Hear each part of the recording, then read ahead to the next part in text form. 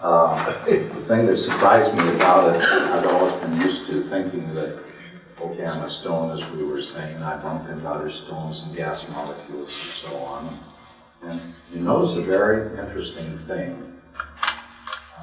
If not, then I'll call it to your attention. Then Baba says that after the impressions that are in place to be worked out in that particular stone incarnation are expressed. We always use the term spending up. That's the sort of code word that they've gotten over the years.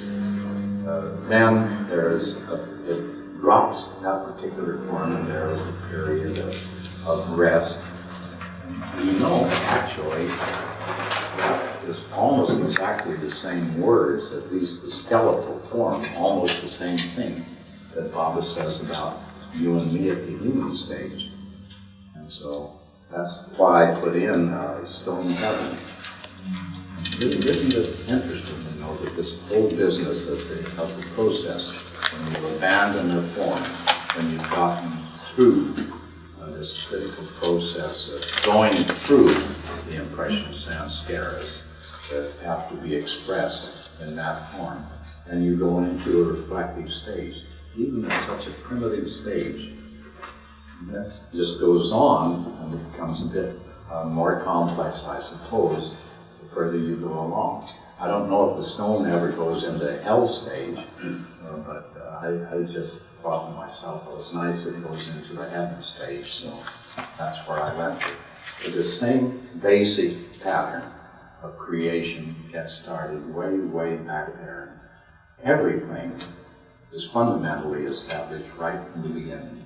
And then it goes on through that, elaborating, just exactly as Baba elaborates. When God speaks, it gets a little more complex and a little bit more sophisticated, but it is still exactly the same fundamentals that are being gone through. But the thing I wanted to point out to you, and then I'm going to give myself the delightful pleasure of telling you a little bit about what happened to me in the song. The right pronunciation here. That is that Baba does not say that any of these even very, very simple, primitive samskara impressions are neutralized and discarded. And again, I don't know why I'm never focused on this, but he does use in several places the term associated with. You know, we don't have subtle bodies, we don't have mental bodies, so there's not the storage mechanism that there is further along when especially we get to the state where, if you remember in the chart, there were these little forms gradually, they look like funny little appendices. Because the appendix have three parts. I always think of it as an appendix. They keep growing, and then in the animal stage, you've got this mental body, which Bob is very clear, that does the story. But before that, apparently, in some way or another, I'd sort of like to look at it like a postage stamp. I always have to have these sort of mechanical visions to make the thing come down to my level.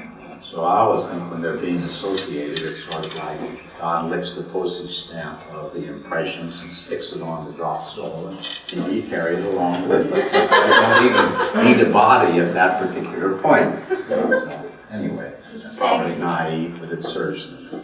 So these keep getting, licked and stuck on, but the interesting thing is they keep getting a bit more complicated, because another thing that Baba slips in there, and I certainly had not realized, is that the form, the physical body, expressions of principle and nature. So we've got to do an awful lot of reflecting and reinterpreting of inherited structure. I sometimes wondered myself, since I began reflecting on that, I don't think about it because there's no way you can think about it, is there? It's not an intellectual process. You just sort of focus your consciousness on it. I don't think it's even your mind that you focus on. My mind just refuses to function at that point. And then all of a sudden, something pops up and I say, oh gosh, it has to be this way or that way. You know, you just keep building these little stages of reflection and things that seem to open out inside of yourself.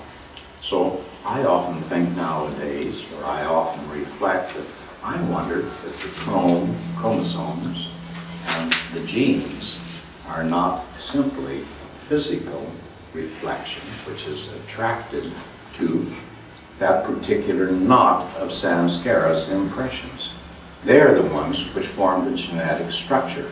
And if they change, I hope there are no biologists in the crowd who are going to jump up and down and say, my God, Stevens, now you've done it. That's too much. I rather suspect it's not accident or X-rays or cosmic rays or something like that bump into, or some sort of chemical accident that happens in your body that changes the genetic structure. To me, I think it's obvious from what Baba says. The genetic structure changes because it is part of the envelope that is attracted to be the adequate expression of the accumulated impressions. The postage stamps stuck onto the drop soap. Golly, that's such a fundamentally, it's a radical difference in interpreting the nature. I think it's exciting. I hope we get a few biologists and anthropologists, God knows what, involved here, and start following these through. Linda, what were you going to say? Can we talk anytime? Can we raise our hands? Oh, absolutely, you know. I mean, we're reflecting back and forth now. I'm reflecting and you reflect back to me. Go ahead, Linda. Well, I was just going to say with organ transplant, a lot of people have said that have had transplants that they feel like they're a different person. You know, their habit patterns or their likes with food or whatever. And that's kind of an example of what you're saying. When they get someone else's heart, those cells, they become different.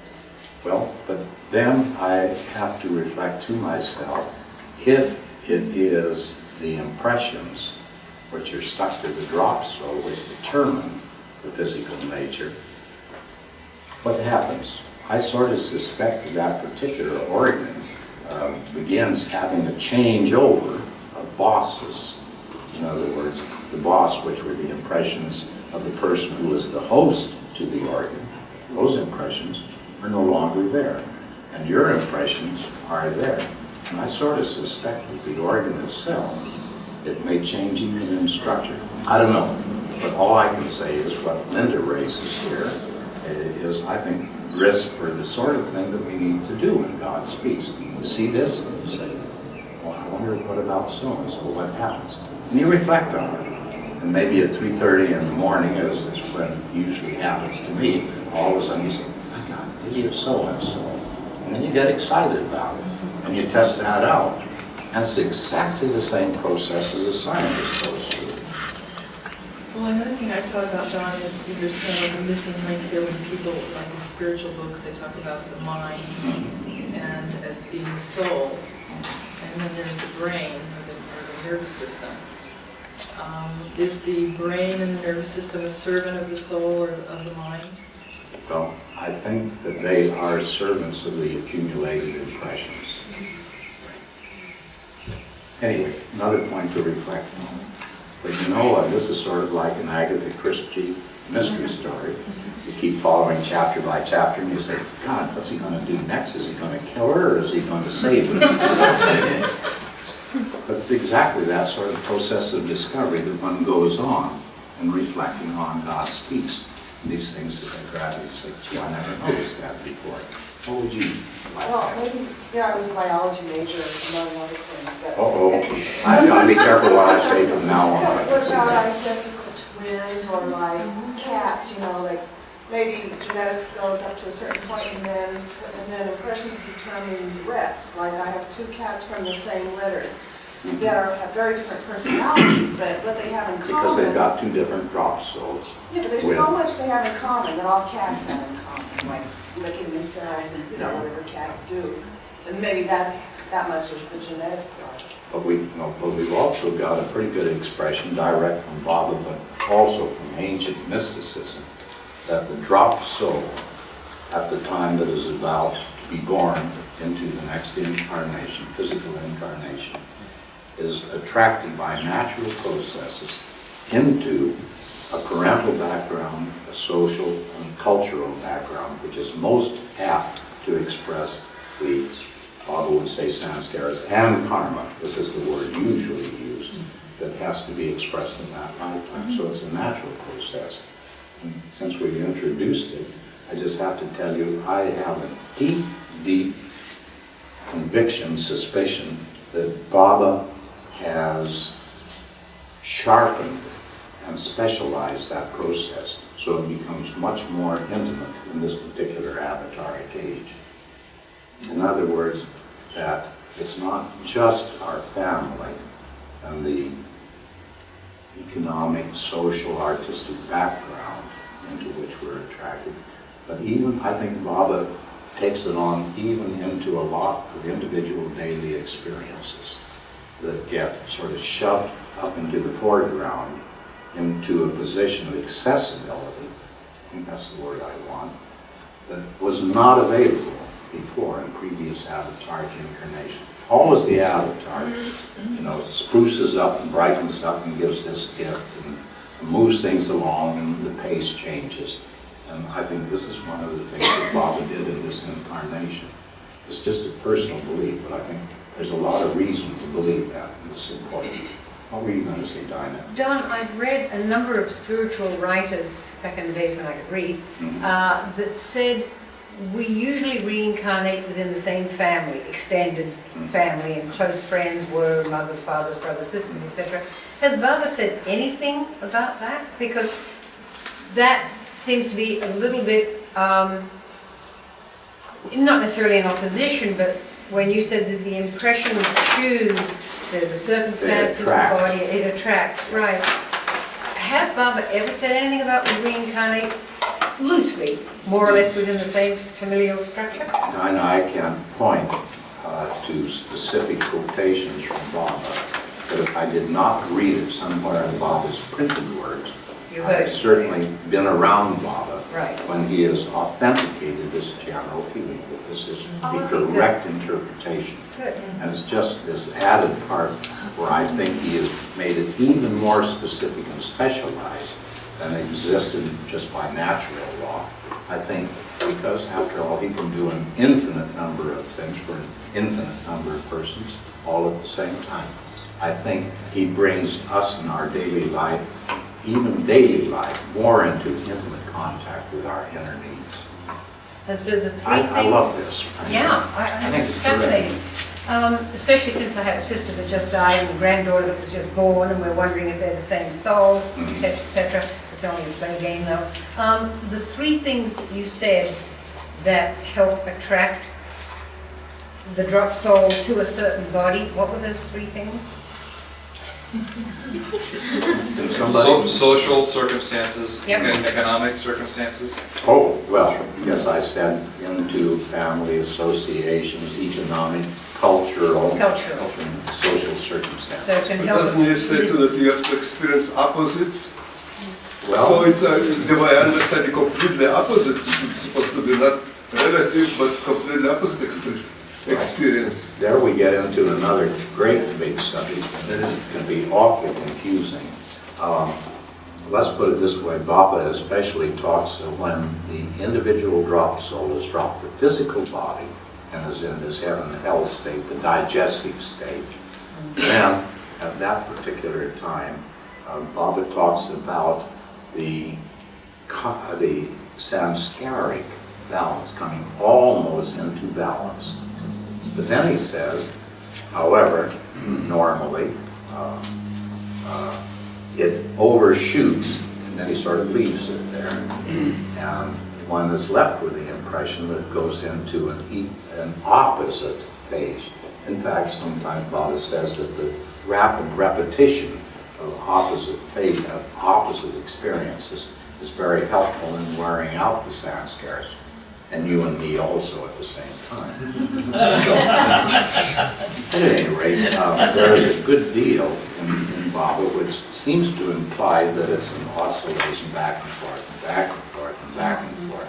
In another part of his writings, Baba talks about the continuation of the experiences of a certain particular type, and then he uses the phrase, and then the internal mechanics of the situation push the individual to experiences in the opposite domain, implying that it's not just one lifetime positive, one lifetime negative, one lifetime positive, one lifetime negative. But there is certainly absolutely no doubt that the equilibrizing of samskaras involves inevitably also the process of momentum. And the easiest way to look at all of that is just remember what the pendulum in a grandfather clock looks like. Okay, the pendulum is up here, and it's quiet when it's way up there, but it's completely, let's say, negative at that point, just to be arbitrary. And then it starts to move down and gather speed. And when it gets to the equilibrium point at the bottom, where it's equally left and right, positive and negative, it's got a lot of momentum, so it overshoots. And so you go over to the opposite. I think the only thing that is at risk here is that sometimes the implication is that this happens lifetime to the positive, next lifetime to the negative, whereas there is also the implication that you may spend quite a few lifetimes over on this side of the experience, and quite a few lifetimes over on that side of the experience. But then I'd bring up the Joker card. And of course the Joker card is the avatar. So when the avatar gets mixed up into the situation, when he has decided, okay, or if it's the perfect master, great too. But when he has said, all right, it's time for this particular drop soul, really has earned the right to some pretty careful expert guidance. We've got to get him through the rest of this. And that individual knows where you are. And my own personal feeling is that this business of the almost mechanical oscillation back and forth no longer applies. I think we're carried largely, very carefully and gradually to the equilibrium point. This is a personal prejudice, but I think there's good reason to think it's true. Yes? John, you mentioned that sanskaras are sometimes called karma. And when he talks in the book, he always says that you live out the sanskaras from the life before. And I've always thought of karma from, whatever I'm living today is from many lives, but the way Baba puts it in the book, it would just be from the life before, and then we use it up. Is that right? Well, you've raised another point inadvertently, and I'm afraid my mind fixed on it. So if I don't even start on your question, you have my apologies. But I'm going to go full tilt on what you reminded me of, because I think it's important. And that is, what is the relationship between karma and samskaras? There we've really got the cat amongst the pigeons. I thought they were the same thing. Oh, Dinah, you go to the bottom of the class.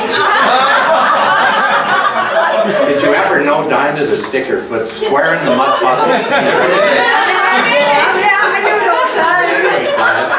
You got to go out and have a confidential heart-to-heart chat.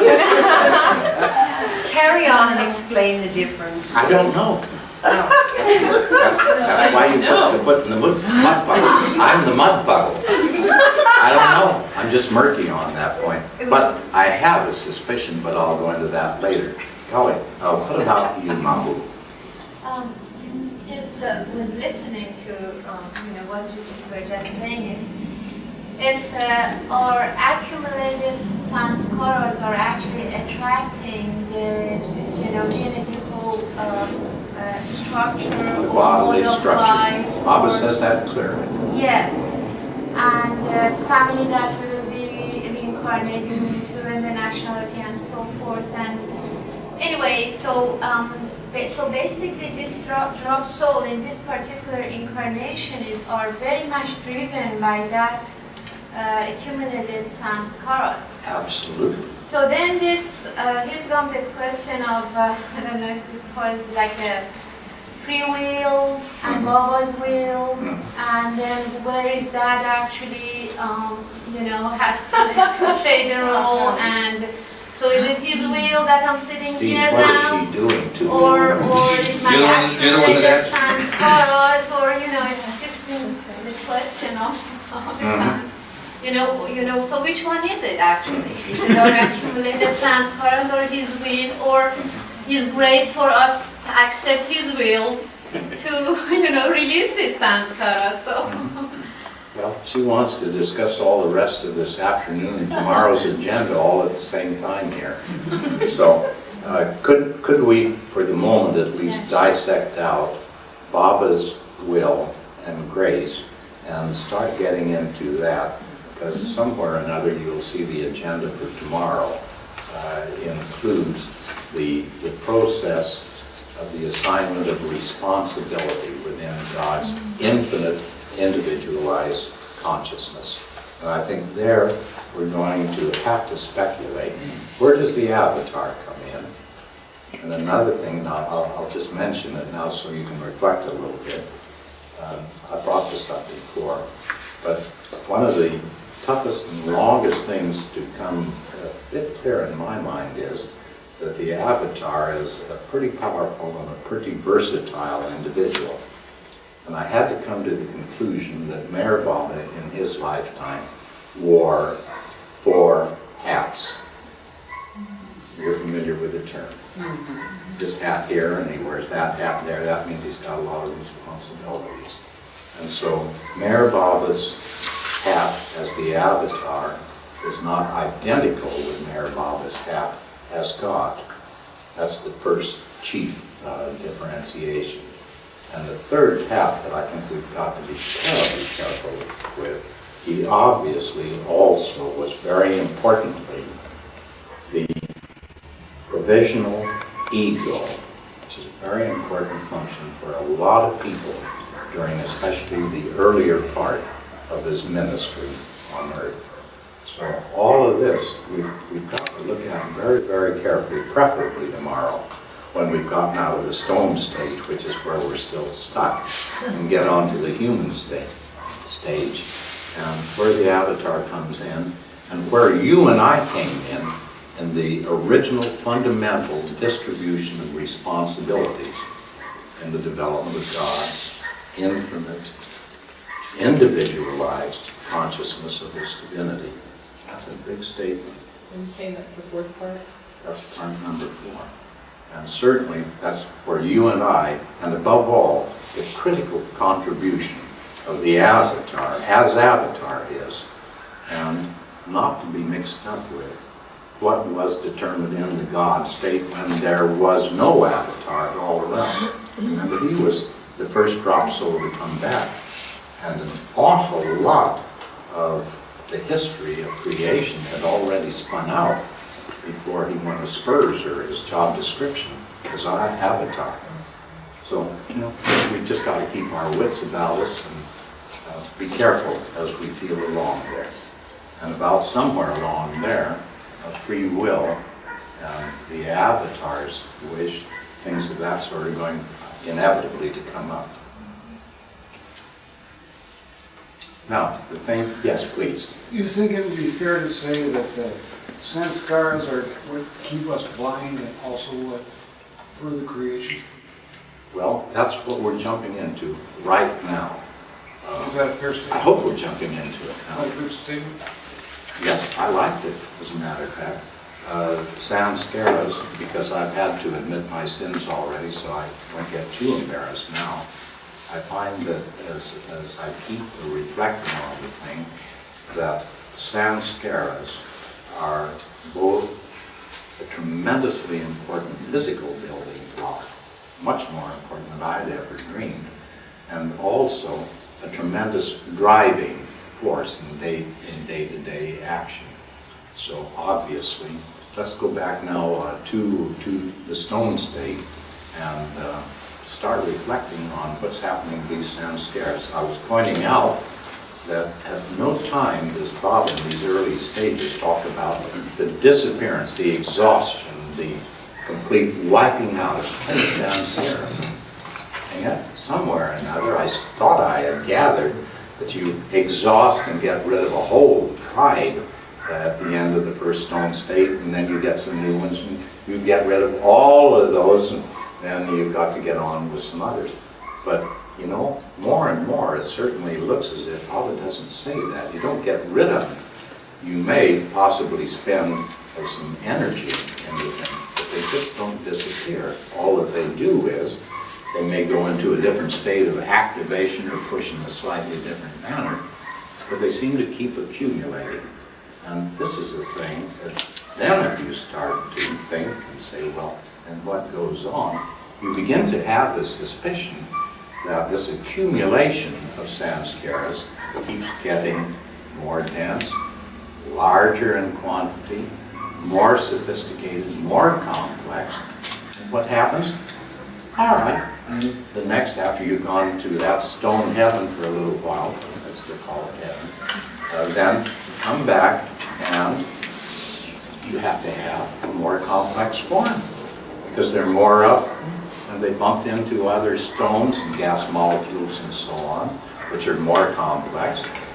So we sort of invented a word when we were thinking about this, is complexifying something that would mean anything to you. That the whole process of the accumulation of samskaras is fundamental and integral to a process of complexification. All right. The aggregate, add them all up together, and the sum total is bigger and it's more complex than it was in the previous incarnation. And what does it do? Well, it demands a more complex envelope, a more complex physical structure. And that more complex physical structure bumps into another more complex physical structure and has more complex experiences. But now here's the punchline here. This is important. What is the result of this? My God, it is more complex, more sophisticated stage of consciousness. So that's the goal. That is why it's so terribly, terribly important. And I think if you sit and reflect on it, that the way this happens is that the samskara impressions are not just discarded in a new set, and then discarded in a new set, but one way or another, they build up cumulatively, and they keep producing more complex physical structures, and that allows more complex interaction, and therefore more complex state of consciousness is produced. If this is true, gosh, that is really terribly important. Adele, what were you going to say? Or were you just saying, Don, I think that's what Bob was I just was going. thinking, when you use the words complexity or complex this and that actually I've always also seen metaphysically that God is the divine mathematician in one sense, in that so far that he's even given us a figure like 84 lakhs, 8,400,000 lives before you do the involution. Yeah. All right. To shake up the samskaric knots. There is a sort of like, there's a beginningless beginning, then there is a beginning, and a middle, and there's a saturation point when you turn the other way. That's So, right. I mean, When what about consciousness is full. figures that Baba has given beside the 84 lakhs? Has he given any other figures? He has. He's used the 7 cycles and the 11 cycle. I mean, Baba's worked with figures so much. I don't know if Are you sure, Adele? Yes. Now she touches on a sensitive point, but go ahead. no, that's I rarely take out my sword and joust with Adele because I love her too much and she's too expert also. But nevertheless, once in a while, and here I would do so on this subject, Adele. You know what? figures of You know what? What one of the most close persons to Baba all of his life said to me. He said, because I was complaining about this figure, 840,000 was it, or a million? 8,400,000. No, there are too many zeros, my mind won't keep up with it. But I was complaining about this to this close person to Monty. What did I say? Well, at any rate, this close person to Baba, and the person said to me, oh, well, Don, I was saying, you know, I get bothered by such a precise figure. What happens if I'm a dimwit? Is it 841, or what happens then? And the person said to me, I hope I don't repeat the name again. Cat out of the bag. Said, well, you know, Don, Baba gave out statistics such as that only one time in his life, and that was when the Westerners were coming in and being attracted to him, and they had such a tremendous absorption in metaphysics and so on, and specific statistics. So Baba, in order to hook him on the end of the line, gave out a lot of things like this, and they were fascinated with him. But after they were once hooked, he stopped and never gave any more statistics. So I sort of like that one. So here's where I joust with you, Adele. I think the feeling side is what Bubba is stressing. Not the statistical And side. you're leading to that. I'm certainly not going to interrupt anymore. Oh, Adele, you're a sweetie pie. That's always why I love Adele. Anyway, we're getting along into something that I think is one of the most exciting things to me, and that is the manner in which apparently, I think, God has built a creation in which the development, which is the goal, of God's individualized infinite consciousness gradually occurs in a fashion that is so natural and so normal and inevitable. And it just has to be that way. There's nothing miraculous about it. It just happens because the beginnings of creation are set that way, and it goes on. And this process depends, I think, on just this natural, gradual accumulation of more and more increasingly complex impressions, which demand an increasingly complex envelope, which then can interact with other increasingly complex envelopes. And because that experience, in turn, is more complex and sophisticated, the consciousness that is generated is a notch higher. When it's a notch higher, you go back to stone heaven or carrot heaven or wherever you happen to be and digest it. And then you attract another, more complex form again. Ain't it wonderful? I mean, it is just absolutely fantastic. You know, it's about time like that I say, well, what Baba said on page XXX, Lord Mater, just makes such tremendous fundamental sense. You gain from God's speech the idea of how God created and functions within creation. And another thing that becomes terribly apparent is, and now we're skipping a bit again over in tomorrow, there is not a single thing that can be lost from infinitude, because if it is lost, it ain't infinite anymore. So that means that no matter how stupid Stevens gets at some point along the line in exercising, certainly at the human stage, am I going to do it this way or am I going to do it that way?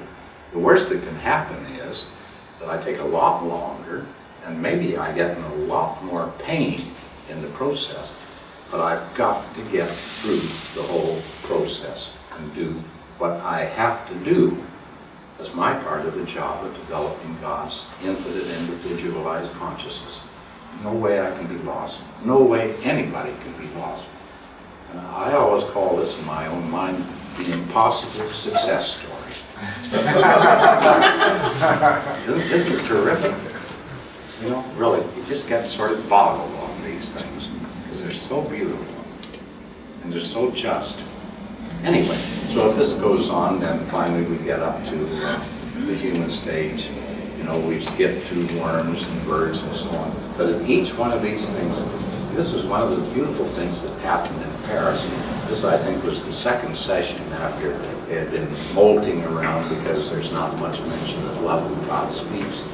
And they began thinking about, my golly, let's see, in the metal stage, if I happen to be a chunk of metal, and I got in the hands of Giacometti, and he was making one of those wonderful form figures. God, what a leap in complexity of experiences I would have gone through. I probably could have skipped the carrot stage and jumped into being a worm instead. The other way around. Yeah, is it the other way around? But, and then they said, oh, and then along comes the bird. And the bird, he's having his experiences up there in the air. And that's so vastly different from being stuck between stones as a carrot or something like that. And then after all, there are the fishes that are in water. That's a totally different medium. And you get a sense of the manner in which complexification occurs. The choice of different mediums, you know, it's a totally a new world of experience. I wanted to ask a question, if I can really express my thought. About, for example, from metal, we go to the vegetables, right? Yeah. That what wonders me. I mean, to accumulated impressions from the stone has to be, from the vegetable, has to be expressed, I'm sorry, The from the previous metal metal. has to express into the vegetable. Yeah, And and that there, it threw seems me. so contradictory how you can express metal. In a vegetable form. Yeah, or maybe some kind of special vegetable. And I got stuck on exactly that one because I guess that was about the fourth time that I've been going through a draft of the French God Speaks. And I just got absolutely stuck when I was reading through that one again. I said, just as you were saying, how under the sun can anything that a metal can experience produce something like, again, my favorite, the old parrot, you see. And then, I didn't tell you about this, did I? Or did I? Okay. All right, again, 3:30 in the morning, when Baba says that the perfect masters are out making their inspection trip. I always like to think they see old Stephen stuck over here. Let's get him unstuck from this point. So it's a nice time to wake up. So on this particular occasion, as soon as I had to go to the bathroom, that's what happens sometimes at 3:30. And sometimes I just take a look at the stars outside. And so when I was going back, all of a sudden, a funny little voice, gosh, I thought I told you about this, but anyway, You might have. I might have. This funny little voice said, Don, even though you were trained as a chemist, apparently you've forgotten that the central fundamental molecule in the vegetable, the center of it is the magnesium atom, which is metal. And of course in hemoglobin, it is iron. And as soon as I saw that, I said, my gosh, that's the bridge over. One of the important bridge overs, certainly between metal and vegetable, and on into the human. Yes. Can we go back to the stone state for a moment? Yeah, that's right. In Myrtle Beach, Lois, there was one fellow who always wanted to go back to the zero state. So you're considerably beyond that. I was going to say, is he married? He's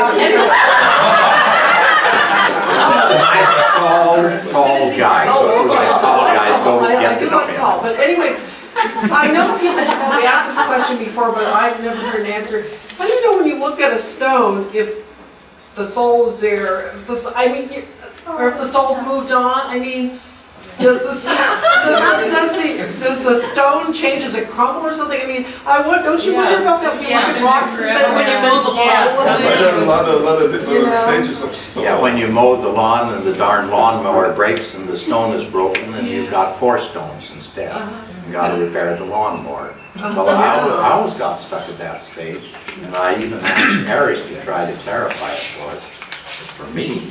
And Aries said something or another, and I must admit what he said, I just couldn't get clarified. So I've never been clarified. So I like to leave the stone stage and what happens to the soul. You know, it gets especially troublesome if you start the stone at the top of a mountain and let it go down a raging torrent and it becomes sand. then what do you do? My gosh, that really gets complicated. I don't know what happens. Well, there may be different types of stones. And what And happened? it really doesn't matter if they are small or big or... Yeah, but what happens to the drop soul that was in the big stone to start with? That's where I get Well, lost. let's say the drop soul belongs to the granite. Mhm. Doesn't matter what shape is the granite. Yeah, but how many pieces? You know, I'm still stuck with individual forms. Yes, you were asking Something something. gets me because I talked to Ray about this the other day. If you've got a stone and it becomes sand, because I always think of it as a boulder becoming sand, Yeah. then it's blessed to become concrete and it serves the purposes of being something in Yeah, but construction what or if you're something. not anywhere around any human beings? I can't get into a concrete chunk at that particular point. You know, I keep running into blocks on that, and I don't know the way back into that. When I was reading God Speaks this week, and it just brought it to my mind, because one particular passage where Baba says, he talks about time and the differences of time. He talks about how that you can have a dream, and then you're in the dream, it might take maybe 5 seconds or 1 second. You may live a whole lifetime in that dream, and yet you wake up and realize you only dreamt for 5 seconds. Sure. So if you look at a stone, they have a different time schedule. Yeah, apparently. You know, I've never thought of that door to get out. Let's choose that one. What would you like to add? What about I was thinking about the stone and then eventually it turns to sand, and the Bible talks about group soul. Talks about Group soul. group souls. I think he talks not very much about it. does Where he? does he talk Was it I Baba think- or was it one of his mandali? I don't who know, was I've talking heard about it? something about the Phyllis group was soul. Phyllis Frederick. Everyone's heard about it, but no one's ever knows Yeah, what where is, it's is written. there really Good a for you, group Steve. soul? That's nice. I'm glad you said it. Go ahead. No, is there really a group soul, or does every little granule of sand have its own distinct impressions as it's moving it? Let me say honestly, in all of the time that I worked near and close to Baba in the editing of the discourses, he never brought up the term group soul, Okay. or what happens when something inanimate is divided, what happens to it. He did say one thing, he said, especially in relation to samskaras, now was gone, there's a great deal of material, very important, about samskaras, for instance, which is for another avataric incarnation that will be clarified. But you know, you've got to wait a while for the answers. Keep them. Yes, please. You just made me think of something that confounds me totally. God's in everything. I mean, suppose the air, the concrete, the wood, God is everything. infinite. Okay, including dead bodies. Of I mean, course. there's got to be God in dead bodies, which means there's got to be something, some form of Atma. You know, all the time in something. I mean, that isn't, Well. and yet, Yeah, but it's we dream, drop everything these is bodies dream. and go, you know, so what replaces Let's it? go back to the very first part of your statement. There, Bob is terribly clear. That is that the property of infinitude is that there is nothing outside of it. And that immediately says that everything is God. Whether it's living, whether it's inanimate, whether it's in transition or not. So that part is absolutely firm. What happens to individual drop souls in various stages of transition? There, my own personal feeling is, we're in the stage of transition of knowing, and later avatars will carry us further, just as Baba has carried us a long way in certain subjects. There are certain things that certainly, I don't think Baba has put yet in the record, that the avatar is not yet open to our understanding. And there, I don't know what to do except say, I don't think it is clear, but it will be clear in future avataric incarnations. I don't think there's a way that we can pierce it. We just have to stop at certain barriers and say, okay, all right, I've got to be satisfied with what I've got. And that's a wave of a lot already. Yes? Can I try and clarify something? Illusion comes out of the infinite. Is illusion It comes out of the zero. the zero, which is infinite? Well, And nothing. go ahead. Is illusion is finite? Is that right? or not? Is there a finite amount of illusion? Baba says that creation is the shadow of God and goes on extending infinitely, because that of which it is the shadow is infinite. So illusion is infinite. So that gives the possibility not just of one universe, but multiple universes even. So again, we get where science is now, with the possibilities of what we have yet still to know become really boggling. But again, we can go so far, and if we try to break beyond that, we probably waste our time and energy. And so we say, I'll let that file stay there. A very, very wonderful friend of mine by the name of Stuart Edward White, perhaps some of you have known his name, because he was one of the great mystic writers of the early 20th century. And he said, Don, one thing that I've had to do, and I find it very helpful, I have sort of a mind which pictures a file box with a lot of separate little folders. And he said, I find that there are many things that I have to content myself with putting the rest of it on file. Maybe in this lifetime the file will be reopened and some other significant pages go into it. And maybe some of them it won't be in this lifetime. But putting the matter on file where you've done your very best, but then don't be impatient when you've done your very best. Spend the time and the energy where there's an awful lot of need to do so. I don't know whether this is of any help at all, but it was an important concept to me. Linda? Well, I have a couple questions. When you're talking about the lower stages before human, and you were saying like the stone goes into stone heaven. When in God Speaks, what I remember Baba said about going from one species to another was that when you go to another species, you carry impressions to that first one. But also from form to form within the species, but go ahead. Okay, and then are you saying that within that species, like in the bird form, that there's more and more complex bird forms?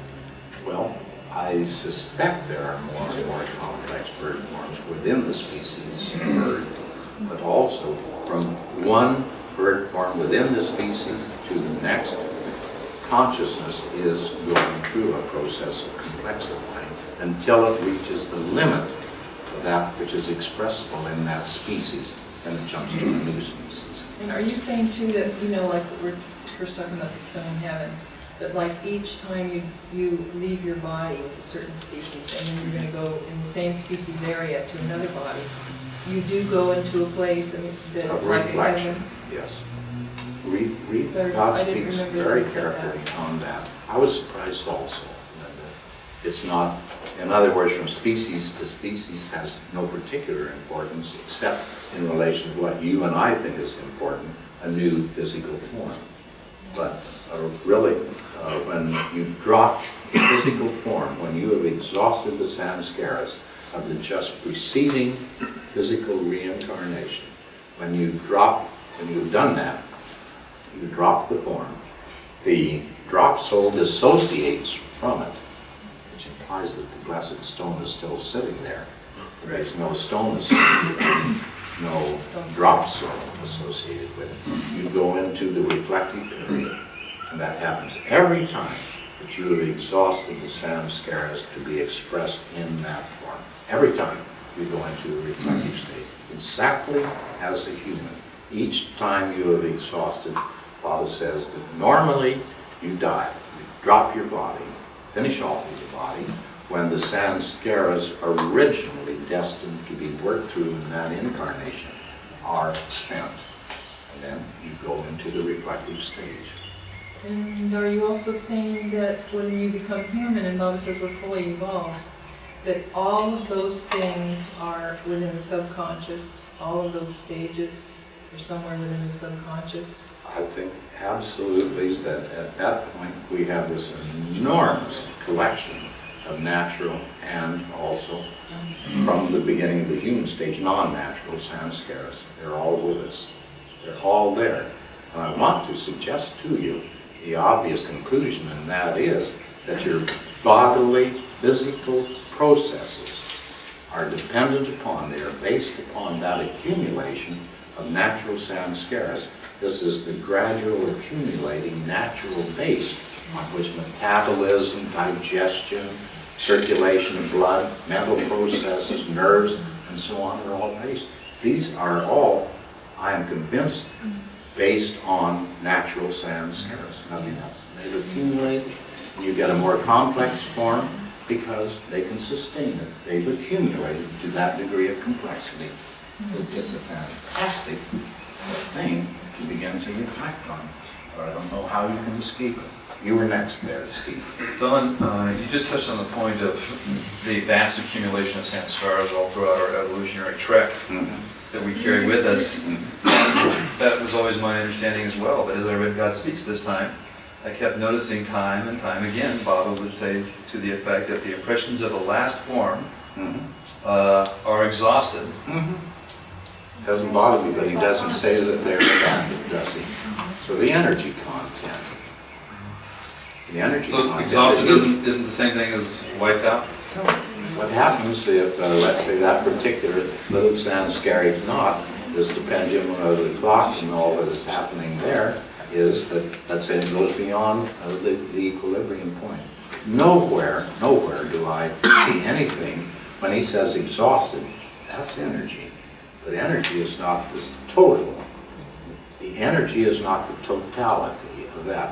When he is talking about, in way over in Sparks, about saving the individuality content, and it is only the compulsion energy which is exhausted.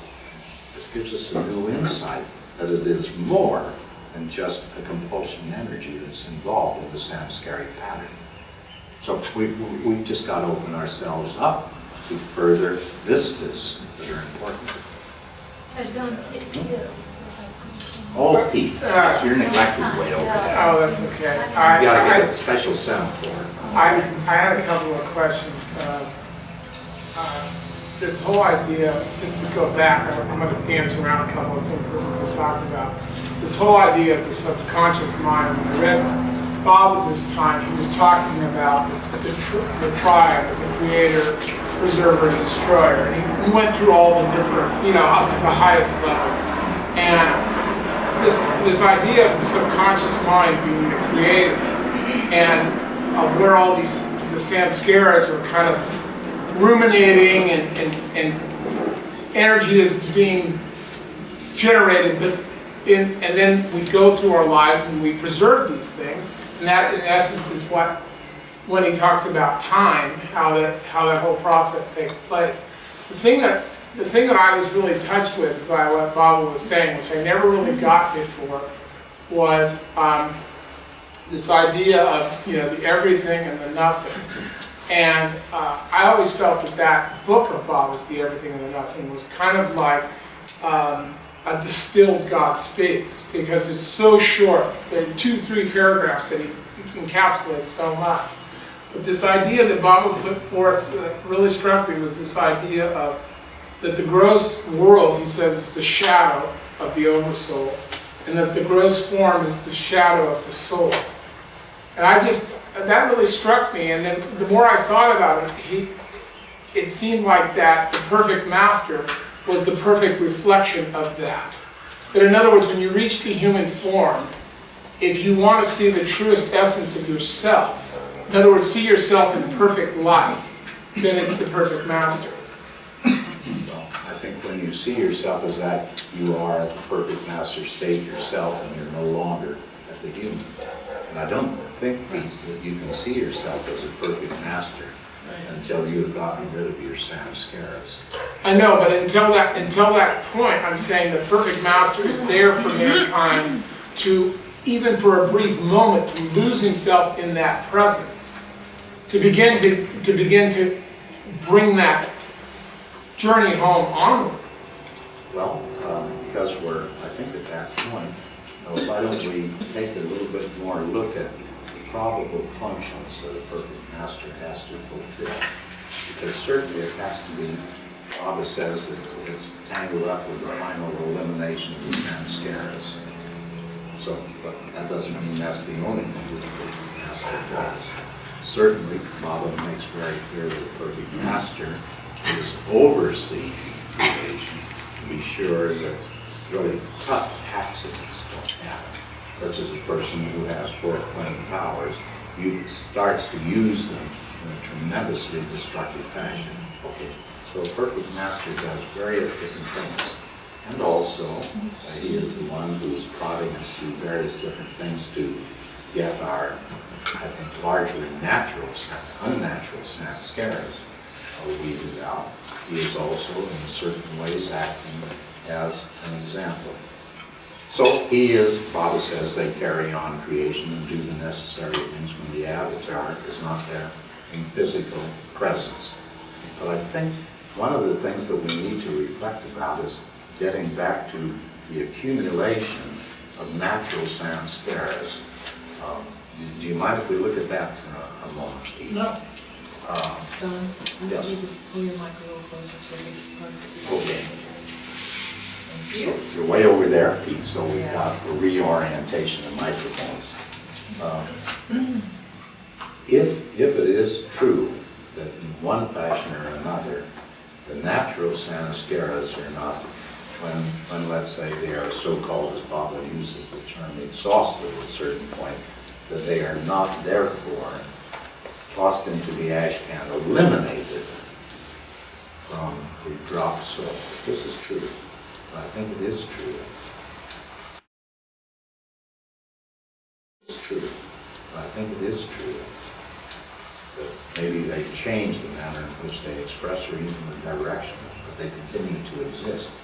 And then, if inevitably, the processes for increasing first of all, what we call life, Baba says, for instance, that a vegetable is half alive, half animate, half inanimate, and then goes on to the next stage of being animate.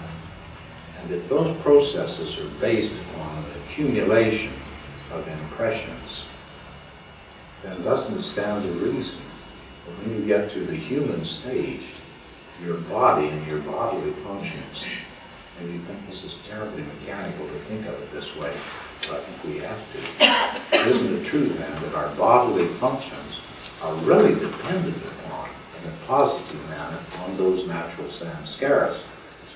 And if you and I, in some way or another, have the ability and manage to neutralize and get rid of certain natural samskaras, by golly, we're likely to cut off our circulation or the nerve impulses or the beating of the heart or the digestion or whatever. No. Because heart is simply the product of this accumulation, build-up. Isn't this what evolution is all about in the long run?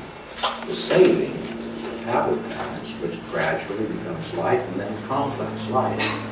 And then the real puncher, and this is where I get back to your original question, Peter, isn't it then almost certainly true that in this stage where Baba says it is absolutely necessary to have a perfect one carry you from the 6th to the 7th plane, isn't this then probably one of the key functions of the perfect master, to neutralize the natural samskaras?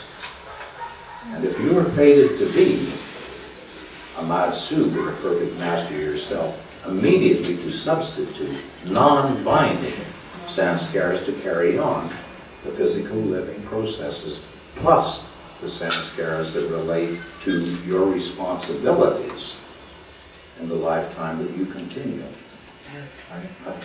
This is an awful lot I packed into one sentence, but it's a terribly important thing to think about and reflect on. To me, for the first time, what happened to the intermediaryship of the perfect one from the 6th to the 7th plane suddenly clicked into place and made sense. And I said, my God, that is undoubtedly what's going on there. Did you have these thoughts, Don, back when you were editing God Speaks originally? Because, God, no. no, I mean, because I All I could do was try to keep up with sentence structure. yeah, so you were kind of like the editor on for lack of a better word, a very superficial level, meaning, you know, word to word, editing to editing, but it seems like through your. Well, it sure didn't seem superficial to me, but I'm sorry if that sounds like a crack, but it really taxed me to the limits to try to keep up with it from just a mechanical structure at that point. And it has only been in, let's say, really the translations, where again and again and again and again, I had to compare word for word, English and translation. Then, I got it, then all of a sudden I would see a word I'd never seen before, and you know it would spring out. And all I can say is, there apparently was in this inevitably, unavoidably, the opportunity to reflect. And this to me is the key word. So, I guess that's what I'm asking, is back then you were so taxed by that word that reflection wasn't there. You didn't have those sanskaras There was working no out. time to But now reflect. you've got this gift from Baba where obviously you're having such beautiful experiences, you know, mirroring, you know, that text now. But this is what I think is the the heart core of Baba's injunction, work with my words. And the implication there is spend enough time so that you can reflect. So did Baba say read God speaks 10 times, and isn't that kind of what? He never said nothing Yeah. of the Where'd sort that to come me. He from? just said work.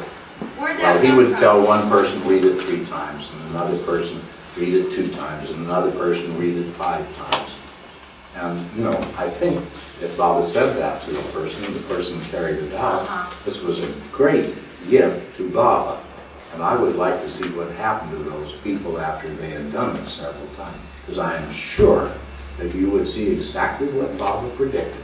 That even though they thought it was a horrible war, and I'm only doing this because Baba told me to, the spiritual charge would rub off, and boy, I think it just showed up in other parts of their spiritual life then. And they probably didn't even associate it with that reading of God's speech. But this has to be why Baba says, work with my words. Not to try to put logical things in on it. Excuse me, I'm on my soapbox, you see.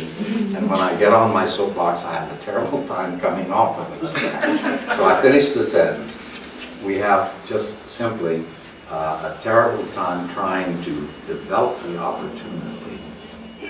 Unless Baba says to do it, or he gives Stevens an assignment where Stevens just has to bury his nose in it, and will give the time, the opportunity for reflection to occur.